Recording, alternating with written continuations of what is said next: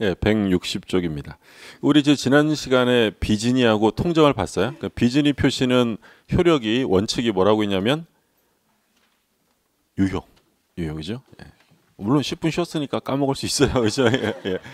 원칙은 유효고 상대방이 알았거나 알 수 있었으면 무효가 되는 거죠. 그리고 통정어의 표시는 뭐라고 되냐면 무효예요. 그러니까 가장 단순하게 시험에 이렇게 나온 적이 있어요.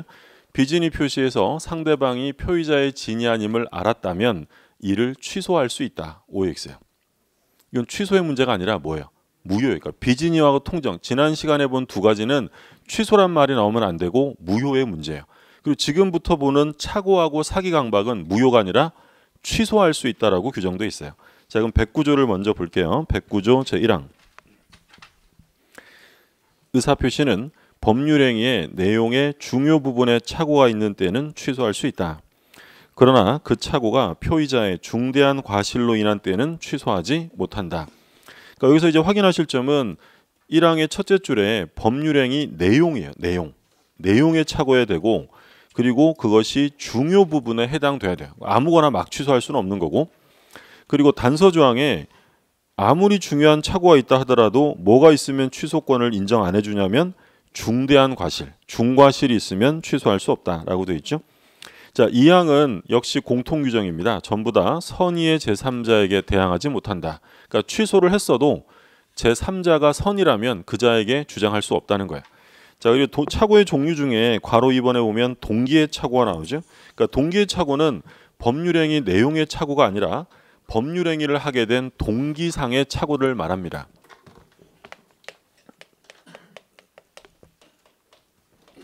그러니까 법률행위 자체가 문제가 아니라 법률행위를 하게 된 동기가 문제라는 거죠. 그러니까 예를 들어서 제가 땅을 하나 사려고 해요. 근데 이제 제가 땅을 사는 이유는 뭐였냐면 그 땅 근처에 지하철역이 만들어질 것 같다는 소식을 듣고 이거 땅 사면 돈 좀 벌겠는데 라고 생각하고 땅을 샀어요. 근데 나중에 봤더니 지하철은 안 만들어진대요. 지하철역은. 그러면 이 경우에 토지 매매 계약 자체를 취소할 수 있을까요? 없을까요? 당연히 없겠죠. 동기의 착오를 가지고는 원칙적으로 취소할 수 없다는 거예요. 그런데 예외 있어요. 예외. 그러니까 예외적으로 동기의 착오일 때 취소 가능한 경우가 언제냐면 그 동기가 상대방에게 표시가 되어서 법률행위의 내용을 이루면 그때는 취소가 가능해진다라는 것이 판례 입장이에요. 그러니까 중요한 건 꼭 뭐가 돼야 된다고요? 표시. 상대방에게 내 동기가 내가 이걸 하는 이유가 이러이러한 것이야 라는 것을 표시하면 그것이 법률행위 내용으로 들어갔을 때 취소가 가능해진다는 거고요. 한 가지 유의하실 점은 표시를 하면 되는 것이지 상대방과 그것을 내용으로 하자라고 합의까지 할 필요는 없어요. 합의까지 요구되진 않고 뭐만 하면 된다고요? 표시하면 돼요. 근데 이런 동기의 착오를 자기가 스스로 일으킨 것이 아니라 이 동기의 착오를 상대방이 유발하는 경우가 있어요. 상대방이 유발한 동기의 착오의 경우에는 이때는 표시 여부를 묻지 않습니다. 표시 여부를 불문하고 취소할 수 있다는 거죠. 그러니까 이런 사건이 있었어요. 갑이라는 사람이 땅이 좀 있었는데 이 사람이 여기다가 휴게소를 운영하고 싶었어요. 휴게소 판례입니다. 그래서 휴게소를 운영하고 싶어서 담당 공무원한테 나 휴게소 하고 싶은데 어떻게 하면 돼요? 라고 질의를 했더니 공무원이 뭐라고 회신을 해줬냐면 그 가지고 있는 그 토지를 전부 국가에 증여하시고 그리고 휴게소 건물 지어서 운영하시면 됩니다. 라고 회신을 해줍니다. 그래서 이제 이 갑이 공무원의 말에 따라서 자기 토지를 전부 증여하고 휴게소를 지어서 운영을 했는데 나중에 밝혀진 바에 의하면 공무원이 법령을 오해했어요. 법을 잘 몰랐고요. 전부 증여하는 게 아니라 이 휴게소가 지어질 부지 요만큼만 증여를 하면 되는 거였는데 공무원이 말을 잘못하는 바람에 원래 증여할 토지의 16배를 증여한 사건이에요. 그러면 이 사람이 착오를 일으킨 건 누구 때문이에요? 상대방이 유발했다는 거예요. 이런 경우에는 표시 여부를 묻지 않고 취소할 수 있다라는 게 판례예요. 그러니까 이게 이제 동기의 착오예요. 동기의 착오는 여기까지 정리하시면 돼요. 그러니까 동기는 의사표시의 내용이 아니기 때문에 원칙적으로 취소할 수 없어요. 근데 뭐가 되면요? 표시. 동기가 표시되어서 내용을 이루게 되면 그때는 취소가 가능합니다. 표시하면 되지 합의까지 할 필요는 없다고 했어요. 그리고 상대방이 만약에 유발시켰다면 그때는 모두 필요 없다고요? 표시 여부를 묻지 않습니다. 그럼 우리 민법 제 109조가 착오 취소를 하려면 첫 번째 법률행위 내용에 착오해야 한다라고 되어 있고요. 두 번째는 그게 어디에 들어가야 한다고 했냐면 중요 부분에 해당이 돼야 한다고 했고, 세 번째는 아무리 중요해도 뭐가 있으면 안 된대요. 중대한 과실, 중과실이 없어야 합니다. 중과실이 없을까? 요거를 갖추면 취소가 가능해지는데, 그러니까 내용에 착오해야 한다는 건 특별한 거 없고요. 동기에 착오는 안 된다는 거예요. 왜냐하면 동기는 내용이 아니니까. 근데 동기도 뭐가 되면 내용으로 들어갈 수 있다고요? 표시가 되면 내용으로 들어갈 수 있는데, 표시했다는 말이 없는 한 동기의 착오는 취소할 수 없어요. 그리고 중요해야 합니다. 이때 중요하다는 것은 객관적인 기준과 주관적인 기준을 모두 다 충족시켜야 돼요. 그러니까 주관적이라는 것은 표의자 입장에서 중요해야죠. 근데 표의자가 자기한테만 중요하다고 취소할 수 있는 것이 아니라 객관적으로 일반인이 볼 때도 중요 부분에 해당이 되어야 한다. 그러니까 두 가지가 모두 다 갖춰져야지만 취소가 돼요. 그러니까 예를 들어서 독일 사례 중에 이런 게 있었어요. A라는 사람한테서 B가 포도주를 대량으로 구매를 합니다. 그래서 이제 포도주 상인이 요거를 이제 바리바리 싸가지고 B한테 가져갔더니 B가 요 A를 보더니 뭐라고 했냐면, 혹시 당신 유태인입니까? 얘가 유태인 맞는데요? 그랬더니 이 B라는 독일 사람은 유태인을 엄청 싫어했대요. 얘가 내가 당신 유태인인 거 알았으면 당신이랑 거래도 안 했어. 이거 취소를 주장한 사건이에요. 그러면 이 경우에 B라는 사람 입장에서 이게 중요 부분이 아니에요. B라는 사람, 표의자 입장에서 얘한테는 그게 엄청 중요하대요. 그러면 주관적인 요건은 충족이 됐는데 일반인이 볼 때는 포도주를 판매하는 사람이 누구냐라는 건 전혀 중요하지 않더라는 거예요. 그러면 이건 취소가 돼야 안 돼요? 안 돼요. 그래서 이 경우에는 주관적인 것뿐 아니라 객관적인 것까지 충족이 되어야 합니다. 이건 이제 이론상으로 설명을 드린 거고요. 이게 시험에 나오면 당연히 100% 판례를 가지고 출제합니다. 우리 판례가 이 사건은 취소할 수 있다라고 했는지 없다라고 했는지를 구별하셔야 돼요. 그러면 교재를 한번 볼게요. 그 161쪽에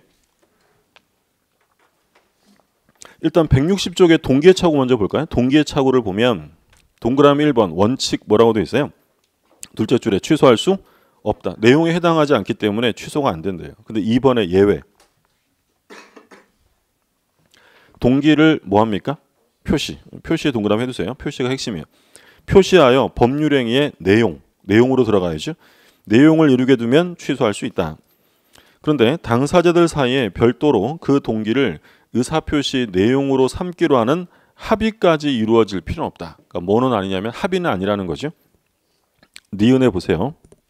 동기의 착오가 상대방에 의하여 유발된 때에는 표시 여부를 불문하고 취소할 수 있다. 유발되었다. 유발이 핵심 뭐죠? 유발되었다면 표시 여부를 묻지 않습니다. 그래서 이제 밑에 3번에 그 착오의 요건 나오는데 오른쪽에 1번에 중요 부분에 착오해야 한다고 되어 있고요. 박스가 있어요.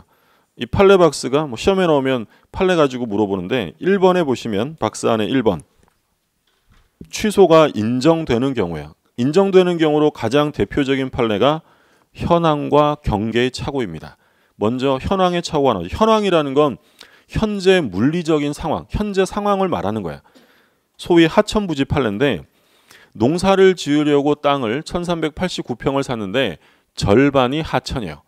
농사 지으려고 땅을 샀는데 절반이 하천이면 농사를 지을 수가 없는 물리적인 상태죠. 이런 건 취소가 가능하다라는 게 판례입니다. 두 번째는 뭐라고 되냐면 경계의 착오죠. 뭐라 길게 돼 있는데 안 읽어보셔도 되고요. 그냥 경계의 착오는 취소 가능하다. 그러니까 이거 길게 써 있는 내용은 뭐냐면 땅이 이게 갑의 땅, 을의 땅, 요게 이제 경계선으로 되어 있었어요. 그래서 이 두 사람이 서로의 땅을 맞바꾸는 교환 계약을 했습니다. 교환 계약을 했는데 나중에 밝혀진 바에 의하면 이건 경계선이 잘못된 거고요. 실제 경계선은 여기였어요. 대부분의 땅이 누구 땅이었냐면 을의 땅인데 을이 경계를 착오하고 교환 계약을 했다는 거죠. 그럼 우리 실제 경계선이 여기라는 걸 알았더라면 이런 교환 계약을 했을 리가 없다는 거예요. 이 교환 계약은 착오로 취소할 수 있다. 그러니까 뭘 착오한 거예요? 경계. 그래서 현황과 경계의 착오가 가장 대표적으로 취소할 수 있는 사유고요. 자, 그 다음에 점 찍힌 거 보시면 채무자의 동일성에 관한 물상 보증인의 착오예요. 이것도 중요 부분의 착오로 취소 가능하다라는 거고요. 이게 무슨 얘기냐면 갑이 을에게 돈을 빌려줘요. 얘가 채권자, 얘가 채무자입니다. 그러면 돈 빌리면 그냥 안 빌려주잖아요. 보통 돈 빌려줄 때 담보 잡죠. 저당을 잡으려고 했는데 을이 자기한테 부동산이 하나도 없어요. 그러면 보증인이라도 세우라 그러겠죠. 그래서 이 병이라는 사람이 이 채무자를 위해서 보증을 서줘요. 이때 이제 얘가 보증인이 되는 건데, 보증은 인적 보증과 물적 보증이 있어요. 그러니까 인적 보증이라는 건 뭐 우리가 잘 아는 것처럼 드라마에 나오는 것처럼 연대보증 계약서에 사인하는 거야. 이게 인적 보증이에요. 그러면 이 사람은 그 보증슨 액수를 전부 다 책임을 져야 되는 거죠. 그게 인적 보증이고, 물적 보증은 뭐냐면 병이 자기가 가지고 있는 건물에 이 채권자의 저당권을 설정해 주는 거야. 채무자를 을로 하고. 그럼 만약에 을이 돈을 안 갚으면 누구 건물이 경매로 넘어가는 거야? 병의 건물. 그렇죠? 얘를 물적 보증이라고 불러요. 근데 얘를 지금 뭐라고 부르냐면 보증을 섰는데, 어디다가 보증을 섰냐면 물건 위에 보증을 섰다고 해서 얘를 뭐라고 부르냐면 물상 보증인이라고 불러요. 그러니까 물상 보증이라는 채무자를 위해서 자기 부동산에 담보 잡혀준 사람을 말해요. 근데 얘는 왜 이랬냐면 이 채무자 을이 자기의 친한 친구 을인 줄 알고 보증을 서줬는데, 나중에 봤더니 채무자가 자기 친한 친구 을이 아니라 다른 사람이었던 거예요. 채무자의 동일성을 물상보증인이 착오했다는 거죠. 중요해 안 중요해? 보증 막 서주는 거 아니잖아요. 빚보증 서는 자식은 낳지도 말라, 이런 말이 있을 정도로 보증 안 서줘요? 그러면 친한 친구인 줄 알았는데 다른 사람이었다면 당연히 중요한 문제고, 이건 취소할 수 있다라는 게 판례예요. 그게 지금 세 번째고, 네 번째는 매매에서 목적물의 동일성에 관한 착오예요. 그러니까 매매는요, 매매는 매도인, 매수인 이런 사람이 중요할까요? 물건이 중요할까요? 물건이. 그렇죠. 그래서 매매에서는 목적물의 동일성의 착오는 중요하지만 매매에서 목적물의 타인성의 착오는 중요하잖아요. 누구 거였느냐? 그건 상관없고.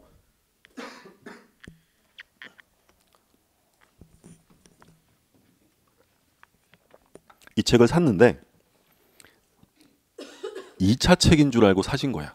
2차 책인 줄 알고 사서 집에 갔더니 1차 책이죠. 그럼 어떻게 하면 될까요? 중요한 문제잖아요. 바꾸면 되죠. 취소하고 바꾸면 돼요.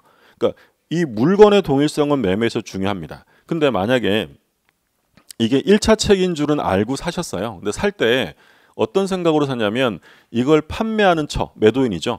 판매처가 해커스 공인중개사 강남학원이다라고 생각하시고 사신 거예요. 근데 나중에 알고 봤더니 이 판매처는 원래 출판사인데 여기서 대행할 뿐이었대요. 그게 우리한테 중요해요? 아무 의미 없는 거예요. 매매계약에서 매도인이 누구냐? 사람의 동일성은 중요하지 않고요. 중요한 건 뭐가 중요하다고요? 물건, 목적물의 동일성은 중요하다라는 거죠.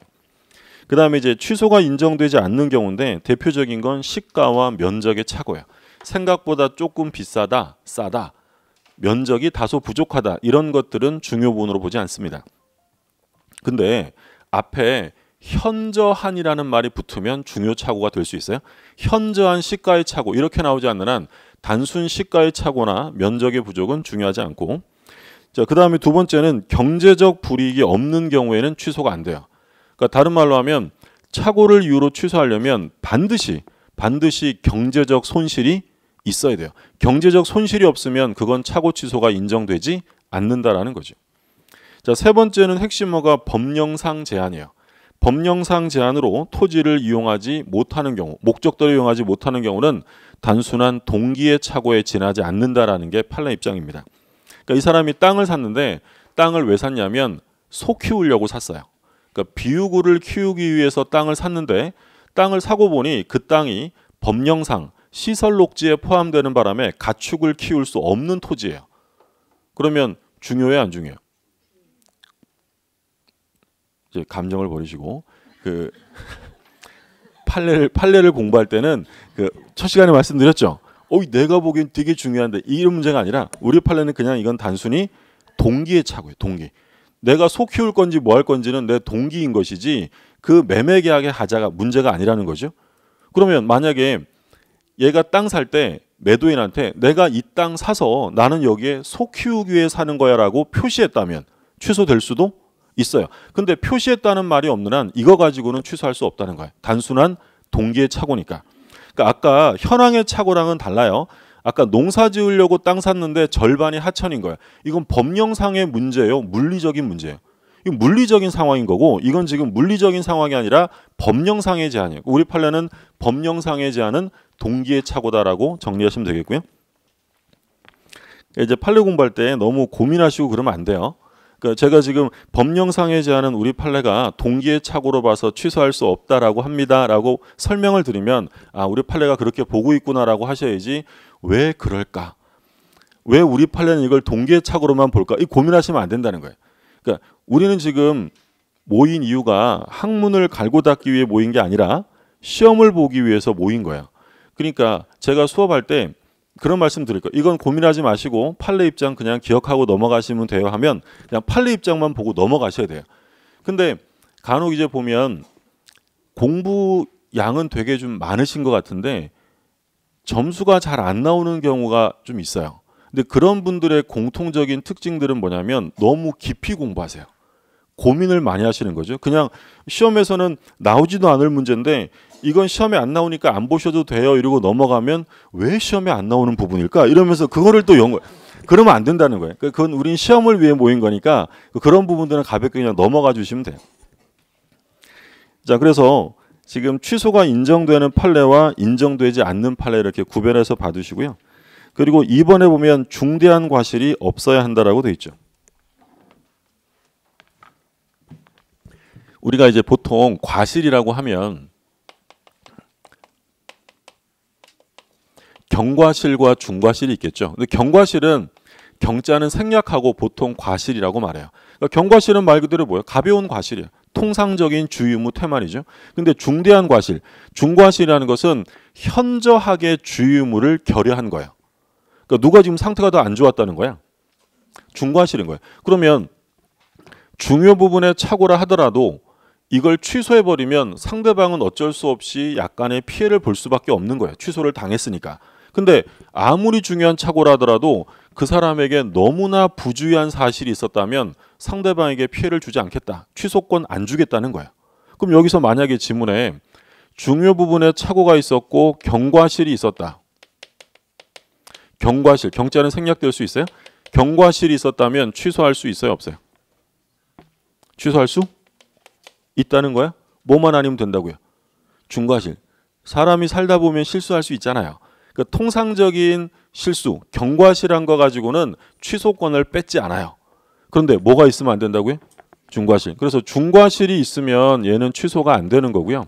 가벼운 과실이 있으면 그때는 취소할 수 있다라는 거예요. 그럼 결국 이게 중과실인지 아닌지는 결국 어디서 결정 나겠어요? 판례예요, 판례. 우리 법원이 이걸 중과실로 보고 있다라는 거죠. 그러니까 예를 들어서 갑이라는 사람이 공장 사장님, 공장 경영자예요. 공장 경영자. 근데 이 사장님이 을한테 토지를 매수합니다. 왜 땅을 샀냐면 공장 지으려고요. 근데 나중에 봤더니 공장을 못 짓게 됐어요. 그러자 나 공장 지으려고 땅 샀는데 공장 못 짓는다. 취소 이럽니다. 그러자 을은 상대방은 뭐라고 주장하냐면 아니 공장 사장님이 사전에 그런 것도 안 알아보고 사신 다음에 이제 와서 취소한다 그러면 안 되죠. 중과실입니다. 라고 주장을 했다는 거예요. 자, 이 사건에서 우리 법원은 공장 경영자에게 중과실이 인정된다라고 봤어요. 그러니까 우리 판례는 뭐라고 했냐면 공장을 경영하는 자가 사전에 관할관청에 문의조차 해보지 않았다면 그건 일반 과실이 아니라 뭘로 본다고요? 중과실. 그럼 취소할 수 있어요? 없어요? 아무리 중요해도 중과실이 있으니까 취소할 수 없다라는 거예요. 어떤 사람이요. 딱 보고 이건 고려청자다 라고 생각하고 샀어요. 샀는데 나중에 봤더니 가짜예요. 고려청자가 아닌 위품이라는 거죠. 그러면 이 경우에 고려청자인 줄 알고 샀는데 고려청자가 아닌 사실이 밝혀졌을 때 취소하려고 했더니 상대방은 뭐라고 하냐면 아니 당신이 와서 샀고 전문가한테 물어보지도 않고 사놓고 이제 와서 취소하겠다는 건 중과실이야 라고 주장한 거예요. 전문가에게 물어보지 않았다? 중과실일까 아닐까요? 우리 판례는 아니다라고 봤어요. 자신을 과신한 나머지 전문가의 감정이나 견해를 구하지 않았다는 것만으로 중과실로 볼 수는 없다. 그러니까 고려청자 사건은 중과실로 보지 않은 게 판례고 공장 경영자 사건은 중과실로 본 것이 판례 입장이에요. 어떤 뭐 명확한 기준에 의해서 구별되는 건 아니고 우리 판례 입장을 기억할 수밖에 없어요. 그러니까 여기서 이제 내가 볼 때는 고려청자도 이거 중과실이 있는 것 같은데 라고 생각하실 수 있어요. 그리고 그렇게 주장하는 학자들도 있어요. 그렇게 생각하시는 게 틀렸다는 게 아니에요. 근데 그건 이론상의 문제고 우리가 수험상의 문제는 학자들의 얘기를 보는 게 아니라 뭐만 보시라고요? 판례. 우리 판례가 어떻게 판시했느냐를 보셔야 한다는 거예요. 이해되셨어요? 자, 그러면 취소하려면 중요 부분에 해당이 돼야 되는데 이제 여기서 입증 문제가 생겨요. 누가 입증할 거냐? 취소를 하려는 사람이 중요한 부분이었다는 걸 입증해야 될까요? 아니면 취소를 막으려는 사람이 중요 부분이 아니었음을 입증해야 될까요?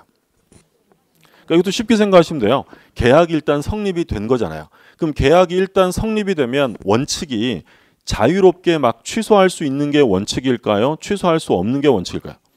취소할 수 없죠. 계약은 구속력이 있기 때문에 특별한 사정이 없는 한 취소 못하는 거예요. 그렇다면 누가 입증을 해야 돼요? 취소하려는 사람이에요? 막으려는 사람이에요? 하려는 사람이죠. 표의자예요. 표의자. 취소를 하려는 표의자가 중요 부분이었음을 입증해내야 합니다. 그럼 이제 이게 입증되면 취소가 가능해지고요. 그러면 상대방은 취소를 막기 위해서 뭘 입증해야 되냐면 표의자에게 중과실이 있었음을 입증해야 돼요. 그러니까 입증 책임은 하나씩 있는 거예요. 그러니까 취소할 사람은 이게 중요 부분이었다는 사실을 입증해야 되고요. 그걸 막으려는 사람은 야, 너 중과실이었잖아 라는 걸 입증해야 돼요. 그러니까 지금 이 그림에서 보면 너 중과실이잖아 라는 것은 취소하려는 사람이 아니라 누가 입증하는 거야? 상대방이 표의자의 중과실이 있음을 주장해야 한다라는 게 판례니까 입증 책임 하나씩 있고 우리 시험에 여러 차례 나왔는데 그러니까 표현은 좀 바꿔서 낼 수 있어요. 우리 시험에 한번 뭐라고 출제를 했냐면 중과실 여부는 법률행위 효력을 부인하려는 자가 입증해야 한다. 오해했어요? 자, 다시 중과실 여부는 법률행위 효력을 부인하려는 자가 입증해야 한다. 부인하려는 자라는 것은 취소하려는 사람이에요? 막으려는 사람? 부인한다는 거. 취소하려는 사람이죠. 법률행위 효력을 유지하려는 사람이 중과실이 있음을 밝혀내야 되고요. 이 법률행위를 부인하고 취소할 사람은 뭘 입증해야 돼요? 중요 부분을 입증하는 거예요. 분위기 왜 이래요? 예. 어려운 말 아니잖아요. 똑같은 말이에요. 취소할 사람이 중요하다는 걸 입증하고 취소를 막으려는 사람, 다른 말로 하면 부인하는 사람이에요? 유지하려는 사람이에요? 취소를 막으려면 행위를 유지하려는 사람이죠. 유지하려는 사람이 뭘 입증하라고요? 중과실을 입증해야 한다는 거예요. 입증 책임이 하나씩 나뉘어져 있다는 거고요. 그게 이제 다음 페이지까지. 그래서 맨 밑에 161쪽에 니은이 한번 보세요. 니은. 맨 밑에 니은에 중대한 과실 여부에 대한 입증 책임은 표의자로 하여금 그 의사 표시를 취소하게 하지 않으려는 자 누가 부담해요? 상대방. 그러니까 취소를 막으려는 자, 효력을 유지하려는 자가 입증해야 됩니다. 다음 페이지 뭐 취소하면 서로 준 건 부당이득이 된다라는 점 다시 한번 나와 있고요. 그리고 선의의 제3자는 보호된다라고 되어 있습니다. 자, 그다음에 이제 마지막이에요. 비진이 통정 착오받고 마지막으로 사기 강박, 하자 있는 의사 표시. 일단 사기 강박에 의한 의사 표시는 의사와 표시가 일치할까요? 불일치할까요? 이건 일치하는 거예요. 아까 불일치하는 건 좀 전에 본 세 가지. 비진이 통정 착오고 사기 강박은 의사와 표시는 일치합니다. 그러니까 예를 들어서 보면 사기를 당했어요. 사기를 당해서 집을 팝니다. 그럼 사기당해서 집을 팔 때 집을 판다는 의사가 있어요? 없어요? 있죠. 의사와 표시는 일치한다는 거예요. 그런데 집을 팔겠다는 의사결정 과정에 사기나 강박이라는 왜곡 과정이 있기 때문에 취소권을 주는 것이지 이 경우에 의사와 표시가 불일치하는 건 아니에요. 그럼 1항을 볼게요. 1항. 사기나 강박에 의한 의사 표시는 취소할 수 있다. 자, 역시 취소 사유로 두고 있고요. 2항을 보시면 상대방이 있는 의사 표시에 관하여 제3자가 사기나 강박을 행한 경우, 누가 사기쳤다고요? 계약의 상대방이 아니라 제3자가 사기를 친 거야. 그러니까 2항은 제3자에 의한 사기고요. 좀 이따 자세히 볼 겁니다. 상대방이 그 사실을 알았거나 알 수 있는 경우에 한하여 의사표시를 취소할 수 있다. 자, 3항에 보면 역시 공통규정 전 2항의 의사표시 취소는 선의의 제3자에게 대항하지 못한다. 선의의 제3자를 보호하죠. 지금 3항에서 전 2항이라는 말을 쓰고 있어요. 그럼 전 2항이라는 건 2항을 말하는 거예요? 1항, 2항을 말하는 거예요? 위로 두 개를 말하는 거야? 1항, 2항. 그러니까 법조문에서 예를 들어서 1항, 2항, 3항, 4항이 있는데 4항에서 전항의 경우라고 돼. 전항의 경우. 그럼 이건 뭘 말하는 거냐면 3항만 말하는 거야. 전항이니까. 근데 여기서 전 2항의 경우라고 하면 위로 두 개를 말하는 거야. 3항과 2항. 만약에 전 3항이라고 하면 위로 3개. 3항, 2항, 1항을 얘기하는 거야. 조문도 똑같아요. 예를 들어 100조에서 전조의 경우라고 했어요. 그럼 뭘 말하는 거야? 99조만 말하는 거야. 근데 100조에서 전 3조의 경우라고 했다면 위로 3개, 99, 98, 97조까지를 말하는 거야. 조문 읽을 때는 그렇게 보시면 되고. 자, 그럼 사기 강박을 좀 볼게요. 사기 강박에 의한 의사표시인데요. 강박은 뭐 협박이라고 생각하시면 되고, 을이 갑에게 사기나 협박을 해서 부동산의 매매 계약을 체결합니다. 뭐 물론 반드시 재산상의 손실을 줄 목적이 꼭 있어야 되는 건 아니지만 대부분은 사기칠 때 무슨 이득이나 볼까 하고 치는 거죠. 이게 2억짜리 부동산인데 사기쳐서 1억 원의 매매 계약을 체결했다. 그러면 갑은 정상적인 의사표시를 한 사람이 아니기 때문에 법에서 뭘 할 수 있도록 해주는 거예요. 이 계약을 취소할 수 있게 해주는 거예요. 그러면 사기 강박에 의한 의사표시로 취소가 가능하려면 그 성립 요건 첫 번째, 반드시 고의가 있어야 돼요. 이 의뢰하는 사람에게 고의가 있어야 사기 강박으로 취소가 되는 것이지 만약에 고의가 아니었다면 사기가 될 수 없죠. 말하자면 사기는 실수로 하는 게 아니잖아요.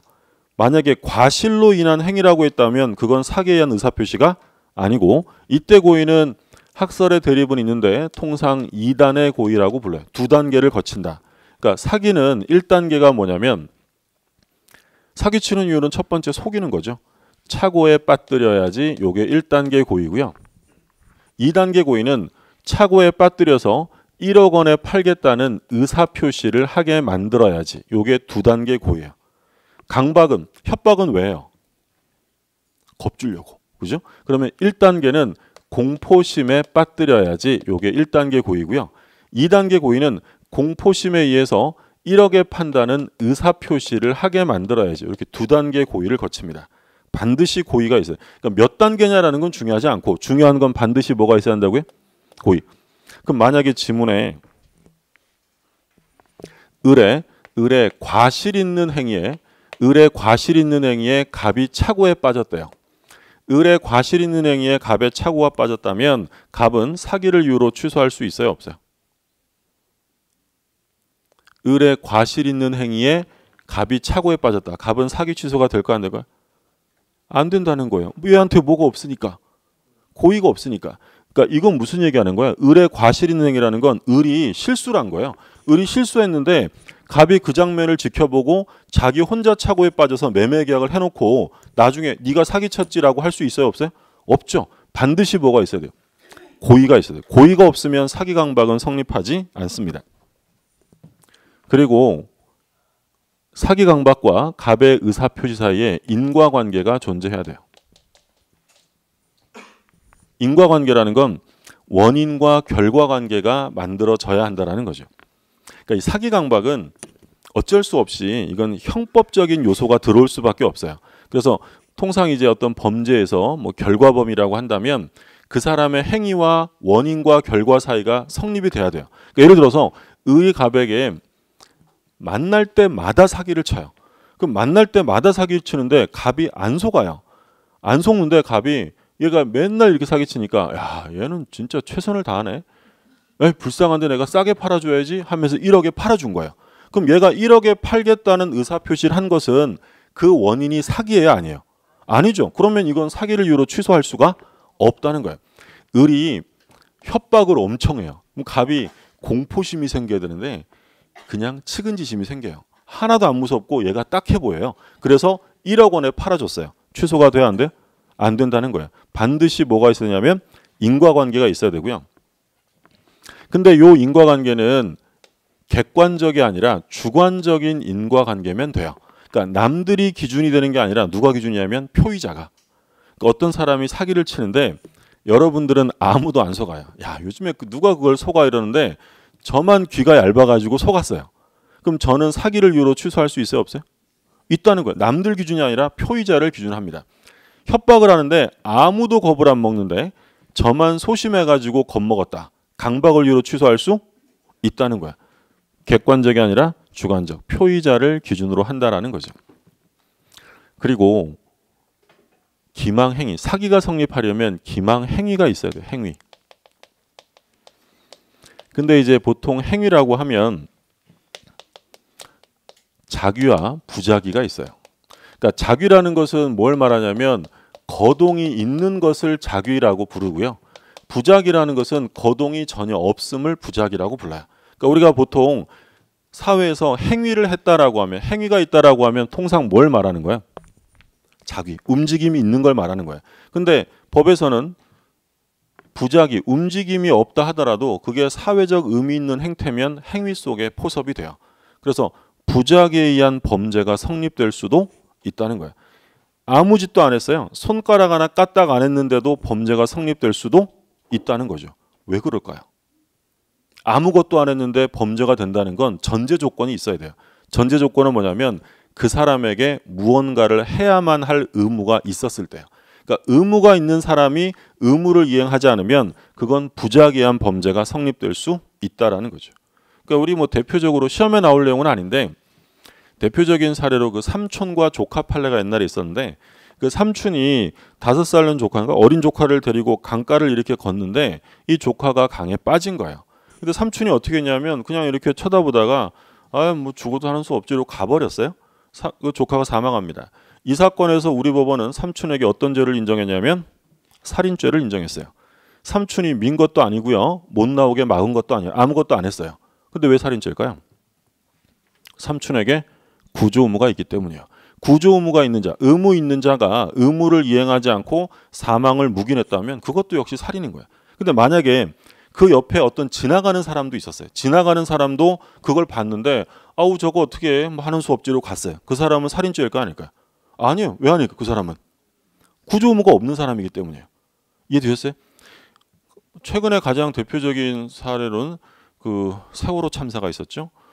세월호 참사 대법원 판례가 작년 초반에 나왔는데 선장에게 우리 대법원은 어떤 죄를 판결했어요? 살인죄였어요. 살인죄. 선장이 그 어린 아이들을 당연히 뭘 해야 돼요?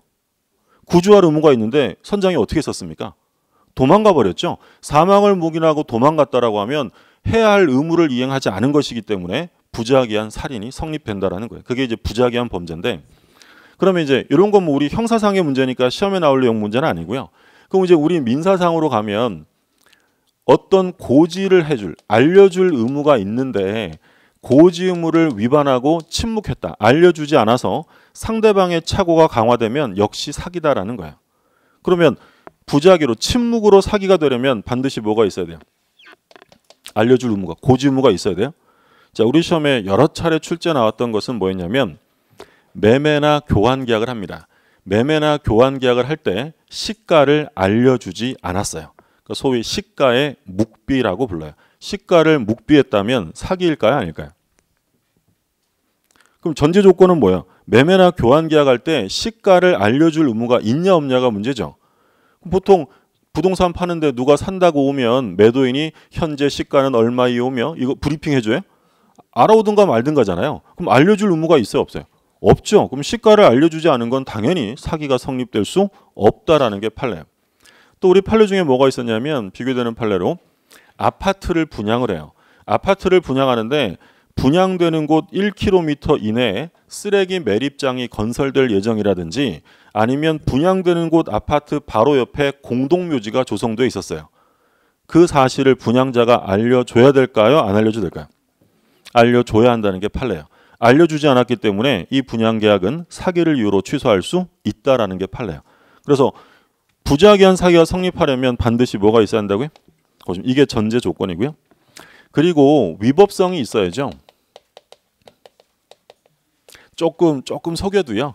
사회통념상 뭐 그 정도는 속일 수 있어. 그 정도는 봐줄 수 있어 라고 한다면 그건 위법한 사기가 아니에요. 사기 취소가 안 된다는 거죠. 뭐 대표적으로 상술이죠. 상술. 노점상에 갔더니 노점상 아저씨가 물건에 이 자판에 쫙 깔아놓고 팔아요. 팔면서 뭐라 그러냐면 좋아 이거 끝내줘 이럽니다. 그래서 샀죠. 집에 가서 써보니까 안 끝내줘요. 그러면 사기 취소가 돼야 안 돼요? 안 돼요. 그러니까 이건 사회통념상 용인해 줄 수 있을 정도의 것이죠. TV 보면 광고 많이 나오잖아요. 광고 정직하게 안 하죠. 허위 과장 광고 많아요. 다소의 허위 과장 광고는 사회통념상 용인할 수 있기 때문에 이건 위법한 사기가 아니다라고 보는 게 판례예요. 비교되는 건 백화점에 변칙 세일 사건이 있었어요. 의류 매장에서 이거 옷이에요, 옷. 예. 정가 200만 원 이렇게 돼 있고요. 겨울맞이 대할인 50% 할인 이래서 100만 원에 판매를 합니다. 그래서 100만 원에 샀죠. 나중에 봤더니 실제 정가는 100만 원이었어요. 받을 돈을 100% 다 받으면서 50% 할인해 준 것처럼 백화점이 판매한 사건이에요. 그러면 사회 통념상 백화점은 이러셔도 돼 라고 용인해 줄 수 있어요, 없어요? 없죠. 이건 우리 판례가 사기다라는 게 판례였죠. 그래서 약간 좀 속여도 사회 통념상 용인할 수 있다. 뭐 길 가다 보면 뭐 휴대전화기 가게 뭐 사장님이 미쳤어요 뭐 써 있잖아요. 실제 안 미쳤잖아요. 그럼 그 정도는 뭐 쟤들은 저렇게 파나봐라고 용인할 수 있을 정도까지는 가능하다는 거예요. 근데 그게 넘어가면 위법한 사기가 될 수 있다. 그 좀 볼게요. 162쪽에 자 일단 동그라미 1번 사기자의 2단의 고의. 중요한 건 몇 단이냐가 중요한 게 아니라 고의가 꼭 있어야 한다는 거예요. 고의. 과실로는 안 되고. 2번 기망행위가 있을 것.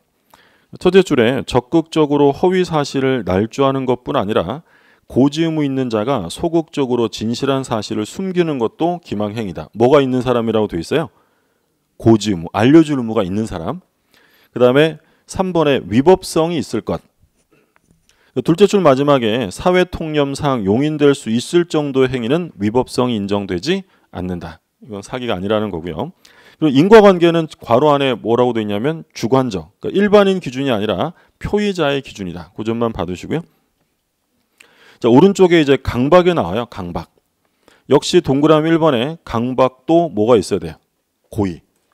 그리고 2번에 보면 강박 행위가 있을 것. 그러니까 이 강박 행위라는 건 뭐냐면 해악을 고지하는 거야. 해악을 고지한다. 어떻게 해버리겠다. 이렇게 해악을 고지하는 게 강박이고요. 그 종류는 묻지 않아요. 그게 경제적인 것이든 뭐 정신적인 거든 신체적인 것이든 묻지 않고. 근데 하나 유의하실 점은 둘째 줄 가운데 강박의 정도는 표의자가 완전히 자유를 잃을 정도는 아니어야 한다. 표의자로 하여금 의사결정을 스스로 할 수 있는 여지를 완전히 박탈한 상태로 만들었다면 이는 무효에 해당한다. 그러니까 일반적인 강박은 무효가 아니라 뭐 할 수 있다고 그랬죠? 취소. 근데 그 강박이 극심해서 의사결정의 자유가 박탈, 상실될 정도까지 가버리면 이건 취소가 아니라 아예 뭐가 되는 거예요? 아예 무효가 돼버린다라는 거죠. 그래서 강박이 무효가 되기 위한 요건, 의사결정의 자유가 박탈, 상실된 경우죠. 사람이 너무 무서우면 제정신이 아니라는 거야. 의사 능력이 없는 걸로 봐서 아예 취소가 아니라 무효로 인정하겠다라는 거죠. 의사결정의 자유가 제한되었다. 제한되는 정도면 무효겠어요? 취소예요? 그건 취소야. 근데 제한되는 정도를 넘어 박탈, 상실의 정도에 이르게 되면 그때는 무효가 된다라는 거고요. 자, 세 번째, 위법성이 있을 것 이렇게 되어 있죠. 여기서 확인하실 점은 첫째 줄 마지막에 정당한 권리 행사로서의 고소고발은 비록 표의자에게 공포심을 생기게 하더라도 강박이 되지 않는다. 왜냐하면 고소고발은 권리 행사니까. 근데 다만 정당한 권리 행사라 하더라도 부정한 이익을 목적으로 하지 않아야 한다. 그러니까 아무리 권리 행사로서의 고소고발이라 하더라도 부정한 이익을 취득할 목적으로 한 것이면 위법한 강박이 될 수도 있다라는 거야. 그러니까 만약에 지문에 이렇게 나올 수 있겠죠. 정당한 권리 행사로서의 고소 고발은 언제나 위법성이 인정되지 않는다라고 하면 틀려요. 원래 인정이 안 되는데 아무리 권리 행사라 하더라도 뭘 목적으로 하면 부정이익을 목적으로 하면 그건 위법성이 인정된다라는 게 판례 입장이에요. 자, 4번에 보면 인과관계가 존재해야 한다라고 되어 있죠. 인과관계는 역시 뭐예요? 주관적. 그러니까 일반인이 기준이 아니라 표의자를 기준으로 하는 것이죠. 이게 이제 성립 요건이에요. 그러면 지금 이렇게 성립이 되면 취소할 수 있는데 여기서 이제 확인하실 점 뭐냐면 을이 갑이랑 매매 계약을 했는데 을이 사기친 거예요. 그럼 사기친 사람이 누구냐면 이 매매 계약의 상대방이 사기친 거죠. 그럼 이건 누구만 보호를 해주면 되겠어요? 얘만 보여주면 되겠죠. 그러면 갑은 특별한 사정이 없는 한 취소권이 존재한다면 언제든지 취소할 수 있어요. 그러니까 이건 누가 사기친 거냐면 상대방의 사기 강박이에요. 간단한 내용이에요. 상대방이 사기쳤으면 갑은 이 계약을 취소할 수 있다. 그런데 갑이 있는데 A가 갑에게 사기를 치거나 협박을 합니다. 근데 사기나 협박을 해서 만약에 A와 갑 사이에 매매 계약이 체결되었다면 사기친 사람이 누구예요? 계약의 상대방. 똑같은 거죠. 을만 A로만 바뀐 거야? 그러니까 지금 A가 사기치고 자기랑 계약했으면 사기친 사람이 누구냐면 계약의 상대방이 사기친 거예요. 그럼 누구만 보호하면 된다고요? 갑만. 갑은 당연히 취소하면 돼요. 근데 문제는 A가 갑에게 사기쳐서 자기랑 계약을 한 게 아니라 을과 매매 계약을 하게 만든 거예요. A가 갑을 협박해서 야, 네 거 을한테 팔어. 안 팔면 우케한다. 이래서 얘가 무서워가지고 이 갑이 을에게 팔았다. 그러면 매매 계약의 상대방은 누구예요? 을이에요. 을이 상대방이고 사기친 사람은 제3자입니다. 이걸 제3자에 의한 사기 강박이라고 불러요. 그러면 이때 갑이 사기 강박을 당했다고 해서 언제든지 취소할 수 있다라고 하면 누가 예상치 못한 피해를 입을 수가 있어요? 얘죠, 얘. 그러면 얘를 보호하는 것도 중요하지만 얘도 입장을 고려해 줘야 되니까 이때는 언제든지 취소할 수 있는 것이 아니라 자, 우리 민법 110조 2항을 보세요. 162쪽에요. 162쪽에 2항. 2항에 뭐라고 되냐면 상대방 있는 의사표시에 관하여 제3자가 사기나 강박을 행한 경우에는 상대방이 그 사실을 알았거나 알 수 있는 경우에 한하여 그 의사표시를 취소할 수 있다. 그러니까 제3자가 사기를 쳤을 때 갑이 언제든지 취소한다라고 하면 얘가 피해를 보니까 얘 입장을 고려해서 언제만 취소가 된다고요? 상대방이 제3자 사기 사실을 알았거나 또는 알 수 있었을 때만 취소할 수 있어요. 그러면 다른 말로 하면 상대방은 얘가 자기랑 계약을 한 게 제3자 사기인 것을 전혀 몰랐다. 선의 그리고 무과실이었어요. 그러면 얘도 보호해줘야 될 거 아니에요. 그럼 이런 경우에는 취소할 수 없다라는 거야. 그래서 언제만 취소한다고요? 알았거나 알 수 있었을 때만 취소. 그럼 아까 용어 바꿨을 때 상대방이 제3자 사기 사실을 과실로 알지 못했어요. 과실로 알지 못했다면 취소할 수 있어요, 없어요? 자, 과실로 알지 못했다를 다른 말로 바꾸면 뭐였죠? 알 수 있었다는 거죠. 그럼 알 수 있었다면 취소할 수 있어요, 없어요? 자, 상대방이 알았거나 알 수 있었을 때는 뭐 할 수 있다고요? 취소. 과실이 있다는 것은 몰랐지만 알 수도 있었다는 거잖아요. 그래서 알았거나 알 수 있었으면 취소할 수 있고 취소를 못하는 경우에는 이 사람에겐 과실도 없어야 돼요. 선의 그리고 무과실일 때는 취소권이 인정되지 않는다라는 거죠. 용어 구별되셨어요? 우리 시험에는 뭐라고 나왔냐면 제3자 사기 사실에서 상대방이 그 사실을 과실 없이 알지 못한 경우라고 나왔어요. 과실 없이 알지 못한 경우에 취소할 수 있어요, 없어요? 없죠. 과실 없이 무과실. 알지 못했으니까 선이 무과실이면 취소 안 되고, 취소가 되는 경우는 알았거나 설령 몰랐어도 과실이 있다면, 알 수 있었다면 그때는 취소돼요. 그래서 아까 알 수 있었다와 같은 말이 뭐라고요? 알 수 있었다는 게 과실로 알지 못한 경우를 말해요. 자, 이해는 되시죠?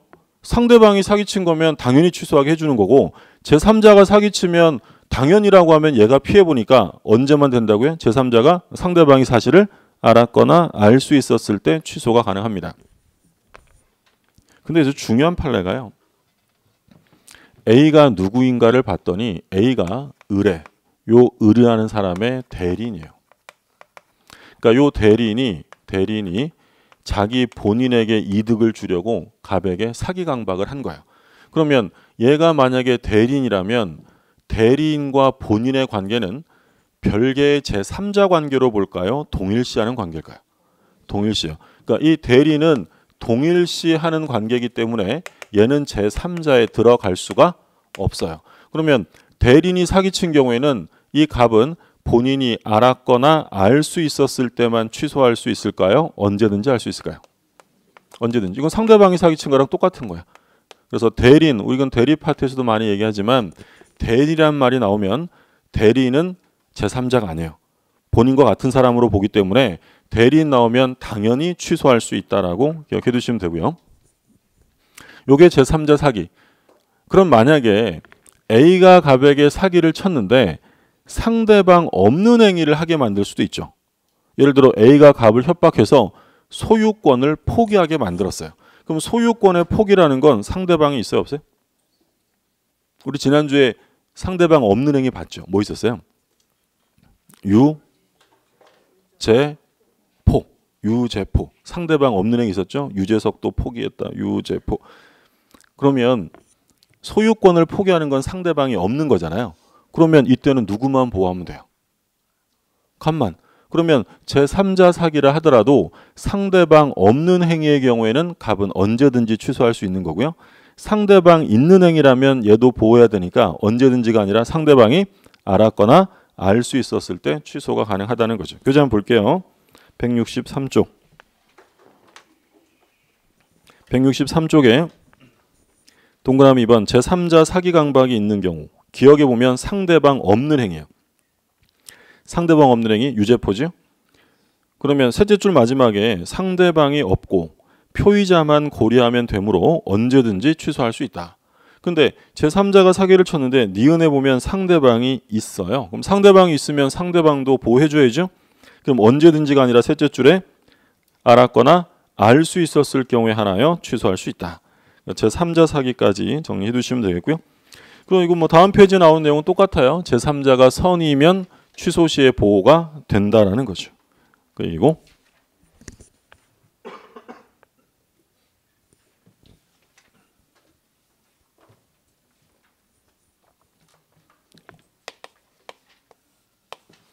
갑이요 을한테 의사표시를 합니다. 의사표시.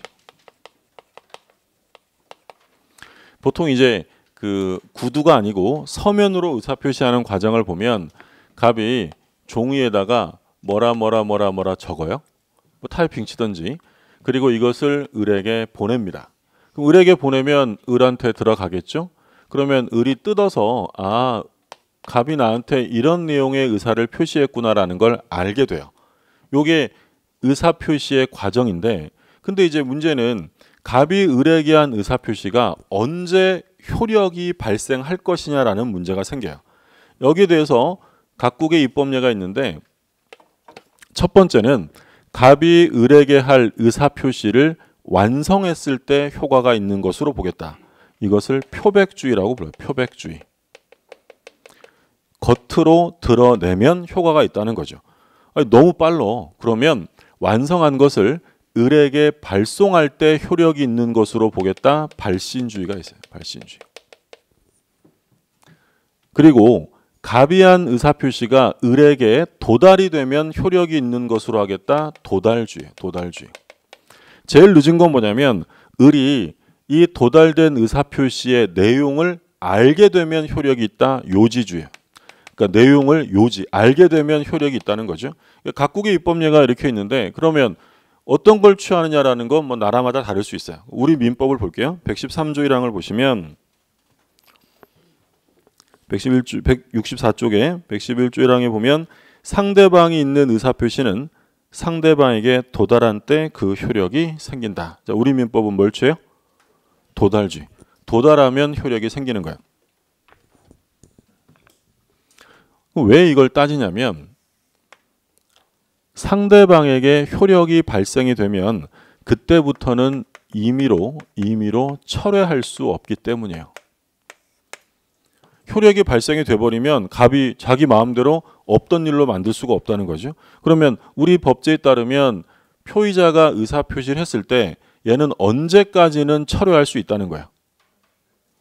도달되기 전까지. 도달돼버리면 을이 동의해주지 않는 한 이건 지 마음대로 못하는 거야. 그래서 도달주의를 취하기 때문에 도달 전까지는 철회가 가능하다.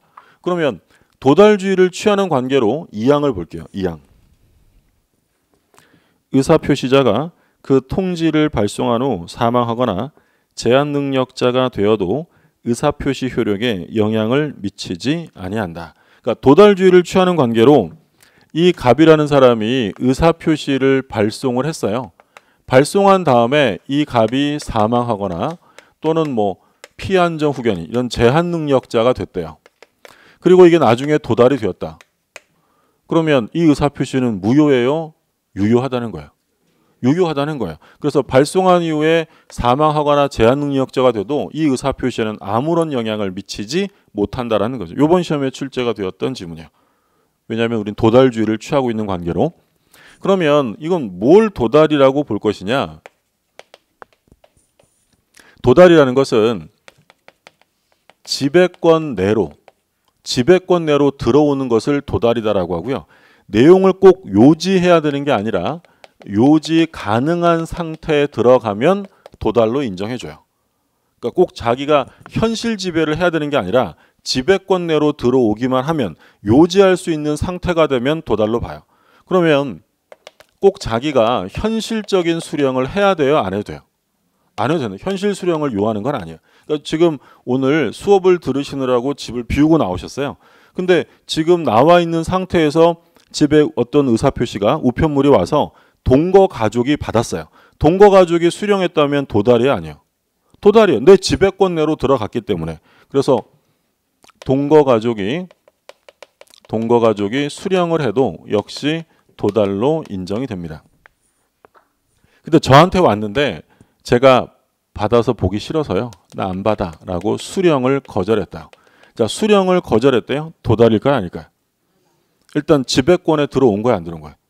들어왔죠. 제가 거절한 거니까 일단 지배권 내로 들어왔기 때문에 수령을 거절해도 도달로 인정된다라는 게 판례 입장이에요. 지배권 내로만 들어오면 돼요. 요지 가능한 상태. 그 아파트에 또는 뭐 다세대나 이 경우에 1층에 현관에 공동 우편물 투입구가 있잖아요. 그럼 경비원 아저씨가 거기에 투입구에 1층에 넣었어요. 그거 도달일까요? 아닐까요? 우리 판례는 도달로 볼 수 없다라고 했어요. 왜냐하면 이건 지배권 내로 들어왔다. 요지 가능한 상태라고 보기 어렵다는 거야. 왜냐하면 거기에 유인물들 엄청 많이 들어오잖아요. 그럼 그거 버릴 때 섞여서 같이 버려질 수도 있고, 그리고 지하 주차장에서 엘베 타고 올라오다 보면 그거 방치할 수도 있고, 이런 예를 쭉 들면서 거기에 넣은 것만 가지고는 도달로 인정해 줄 수가 없다. 요지 가능 상태가 아니라는 거죠. 그러면 누가 입증할 거냐? 입증 책임이 문제가 되는데, 입증은 누가 하냐면 도달 주장자가. 그러니까 도달을 주장하는 사람이 도달되었다는 사실을 입증해야 한다는 게 판례예요. 근데 이거 도달됐다는 거 어떻게 다 일일이 입증해요? 그래서 보통 우리가 어떤 중요한 의사표시 할 때는 보통 통상의 우편 방법을 쓰지 않고 어떤 거 써요? 등기, 그죠? 그래서 등기나 또는 우체국에서 내용 증명 보내요. 등기나 내용 증명 우편의 경우에는 보냈는데 반송되지 않았다면 도달로 추정해 줍니다. 일반 보통 우편을 썼어요. 일반 보통 우편을 썼는데 반송이 안 됐어요. 도달로 인정돼야 안 돼? 안 되는 거예요. 등기나 내용 증명 우편만 반송되지 않으면 도달로 인정합니다. 자, 그 내용들이 이제 뭐 도달주의 원칙해서 왼쪽에 도달 개념으로 나와 있고요. 근데 우리 민법이 몇 개 예외를 취하는 게 있어요. 발신주의를 취하는 것들이 그 2번의 밑에 쭈루룩 나오죠. 그러니까 1번부터 5번까지 보시면 되는데 우리 수험상으로는 2번하고 3번이 중요해요. 2번, 3번. 그러니까 1번, 4번, 5번은 시험 범위가 아니니까 나중에 우리 뭐 이동 과정 가서 보고 여기서는 지금 2번, 3번만 봐두세요. 시험은 계속 여기서 나오니까 2번은 격지자 간의 계약의 승낙, 3번 무권 대리인의 상대방 촉구, 최고에 대한 본인의 확답. 그러니까 최고라는 건 촉구예요. 뭐 행위나 일정한 답변을 촉구하는 것을 최고라고 하고 우리 민법이 개정되면 최고라는 말은 전부 다 촉구로 바뀔 겁니다. 격지자라는 말이 나왔어요. 격지자. 그러니까 이 문자 그대로 하면 떨어져 있다는 건데 근데 조심하실 점은 여기서 격지자라는 것은 시간적인 개념을 말하고요. 장소적인 물리적인 거리를 말하는 것이 아닙니다. 장소적인 개념이 아니라 시간적 개념. 그러니까 예를 들어 이런 거죠. 제 친구가 지금 프랑스에 하나가 있는데 프랑스에 있는 제 친구랑 저랑 전화 통화를 해요. 엄청 멀리 떨어져 있어요. 근데 전화 통화하면 우리 둘은 격지자예요, 대화자예요? 대화자예요. 왜냐하면 실시간으로 의사소통이 되니까. 근데 설령 한 집에 살고 있어도요. 아내가 남편한테 내용 증명 우편을 보냈어요. 그러면 이 의사표시를 보내고 도달되는데 시간이 걸리잖아요. 그럼 이건 뭐로 보는 거예요? 격지자예요. 그래서 여기서 격지자라는 것은 장소가 떨어져 있는 걸 보는 게 아니라 그 의사소통이 바로 도달될 수 있느냐 그걸 보는 거예요. 그럼 보통 우편으로 의사표시했다 이러면 다 100% 보겠어요? 다 격지자인 거예요. 그러면 갑이 을한테 11월 1일 날 너 우리 집 1억 원에 안 살래? 라고 청약을 하고요. 11월 4일 날 청약서가 도달됩니다. 을이 마음에 들어서 살게 라고 승낙을 해서 11월 5일 날 승낙서를 보내서 11월 7일 날 승낙서가 도달됐어요. 그러면 갑이 을에게 한 청약은 언제 효력이 생겨요? 1일이에요? 4일이에요? 4일. 도달주의가 원칙이에요. 그러면 일반 원칙에 따르면 을이 갑에게 승낙을 했을 때 계약이 성립되는 시점은 원칙적으로 며칠이겠어요? 원칙은 도달주의니까 7일이죠. 그런데 우리 민법 531조에서 격지자 간의 승낙은 도달주의가 아니라 뭐에 따른다고요? 발신주의. 그럼 계약이 성립되는 시점은 11월 5일이에요. 그러니까 얘가 청약을 했잖아요. 그럼 청약을 했다는 건 계약을 성립시킬 마음의 준비가 되어 있다는 거예요. 그러면 계약의 성립 시기를 굳이 늦출 필요 없다는 거예요. 승낙서를 발송하면 바로 계약이 성립된 것으로 인정해 주겠다는 거죠. 근데 여기서 매우 조심하셔야 되는 건 만약에 지문에 격지자 간의 의사표시는 발신주의를 원칙으로 한다. 오해 있어요. 격지자 간의 의사표시는 발신주의에 따른다라고 하면 틀려요. 격지자든 대화자든 무조건 원칙은 도달주의예요. 발신주의를 취하는 건 격지자 중에서 뭐만? 승낙만. 요 승낙만. 이 청약은 당연히 뭐였어요? 도달주의잖아요. 그러니까 격지자 승낙만 발신주의라는 점을 조심하셔야 돼요. 나중에 혼동하셔서 격지자는 다 발신주의 이렇게 오해하시면 안 돼요. 격지자도 도달주의인데 승낙만 발신주의. 요건 계약법에 가면 다시 한번 공부하게 됩니다. 우리가 이제 좀 쉬었다가 대리를 공부하게 돼요. 대리는 총칙에서 좀 어려운 편에 속합니다. 대리는 뭐 지금까지는 쉬웠냐, 그죠? 예. 대리 좀 어려운 편인데 거기 가면 특히 이제 무권 대리 파트가 어려운데 예를 들어서 갑을병 이렇게 돼 있으면 요 맨 꼭대기에 있는 사람을 본인이라고 불러요. 그리고 을은 대리인, 병은 대리인과 거래한 상대방이라고 불러요. 그러면 이 부동산이 있는데 을한테 야 대리인 내 아파트 좀 팔아줘 라고 대리권을 줘서 을이 병과 법률행위를 했어요. 그러면 이 대리인이 한 법률행위 효과는 대리인 거예요? 본인에게 가요? 본인에게. 그러니까 이 대리인의 법률행위 효과는 전부 다 본인에게 귀속이 됩니다. 근데 그렇게 되려면 당연히 을에게 뭐가 있어야 돼요? 대리권이 있어야 돼요. 대리권도 없는데 얘가 위임장 위조해가지고 나 갑대리인이야 이러면서 갑부동산을 팔아버립니다. 그러면 본인 갑은 책임을 져야 필요 없는 거예요. 효과가 귀속될 수 없는 거예요. 그러니까 본인에게 효과가 귀속되기 위한 특별 효력 발생 요건에는 대리인에게 정당한 대리권이 존재해야 합니다. 근데 대리권도 없는 것이 대리인이라고 집 팔아먹었다. 이걸 뭐라고 하냐면 무권대리라고 불러요. 대리권 없이 대리 행위를 했다는 거예요. 그러면 말씀드린 것처럼 본인은 책임을 질 필요가 없어요. 책임 안 져도 돼요. 근데 본인이 가만히 보니까 자기한테 유리해요. 그럼 유리하면 얼른 자기 법률행위로 만들 수 있는데 본인은 뭐 할 수 있냐면 추인할 수 있어요. 추인이라는 건 추후에 인정해 주는 거예요. 그러니까 무권대리는 얘한테 효력이 없잖아요. 근데 얘가 언제? 추후에 내 걸로 할게 라고 인정할 수 있어요. 그럼 추인을 하게 되면 이 갑과 을과 병 사이의 매매 계약은 처음부터 소급해서 유효가 돼요. 근데 꼭 추인해야 돼요? 안 해도 되는 거예요. 안 해도 돼. 나 안 해 라고 거절할 수도 있어요. 그러면 이 상대방이 지위가 되게 불안정하잖아요. 그러니까 이 상대방은 얘한테 뭐 할 수 있냐면 최고를 할 수 있어요. 답변을 촉구하는 겁니다. 내가 당신 대리인이라고 해서 을하고 계약을 했는데 대리권이 없대. 이거 당신 추인할 거야 거절할 거야 라고 최고를 하는 거야. 답변해달라고. 그러면 최고라면 갑은 이제 뭐 하면 돼요? 기간 동안에 원하면 추인하면 되고 원하지 않으면 거절하면 되는 거야. 그러면 얘가 최고했을 때 이 갑이라는 사람이 이 병에게 확답을 하게 되는데 이 확답은 최고 기간까지 도달시키라는 거예요. 최고 기간까지 발송만 하면 되는 거예요. 지금 우리가 지금 3번에 뭐라고 돼 있어요? 동그라미 3번에 무권대리인의 상대방의 최고에 대한 본인의 확답 발신주의라고 돼 있죠. 그러면 이 최고 기간까지 확답을 도달시켜야 돼요. 발송만 하면 돼요. 발송만 하면 돼요. 발신주의로. 그래서 다음 주에 이 무권대리 공부할 텐데 뭐라고 되냐면 최고 기간 내에 확답을 발하지 않으면이라고 돼 있어요. 발신주의. 받지 못하면이라고 돼 있는 게 아니라 발하지 않으면 추인일까요? 거절일까요? 확답을 안 하면. 아무 말도 안 하고 가만히 있으면 거절한 것으로 봐요. 그러니까 우리 시험 범위 내에서는요. 나중에 계속 하나하나 보겠지만 시험 범위 내에서는 가만히 있으면 아무 말도 안 하고 있으면 전부 다 긍정적이 아니라 부정적으로 규정이 돼 있어요. 우리 민법에서는. 무슨 말이 되겠어요? 예를 들어서 제3자를 위한 계약에서 낙약자의 이익 향수 여부 최고에 대해서 확답을 수익자가 하지 않았어요. 아직 공부한 적 없으니까 뭔 말인지도 모르는 거예요. 아무 말도 안 했대요. 그러면 수익이에요. 수익을 거절한 것으로 봐요.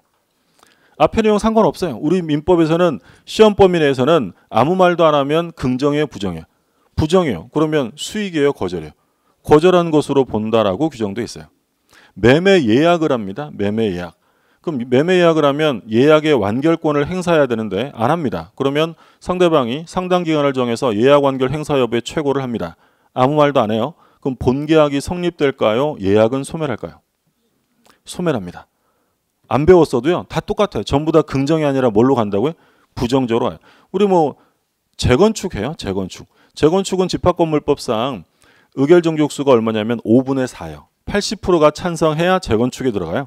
근데 재건축이 95% 찬성을 해서 들어갔는데 5%는 결사 반대예요.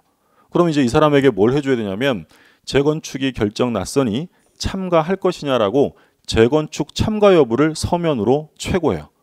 2달의 시간을 주고. 아무 말도 안 해요. 2달이 지났는데도 아무 말도 안 해요. 그러면 재건축 참가예요? 거절해요? 거절인 거예요.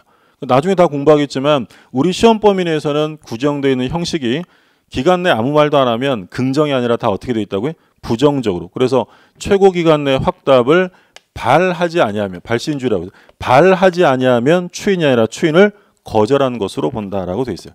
그러니까 발신주의 지금 2개 봤어요? 격지작 안에 뭐 있었죠? 승낙이 있었고 두 번째 무권대리에서 최고의 확답. 무권대리에서 최고의 확답은 도달주의가 아니라 발신주의를 취한다.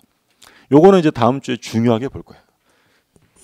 자, 받으시고 그다음에 대리 나오는데 좀 쉬었다가 보시죠.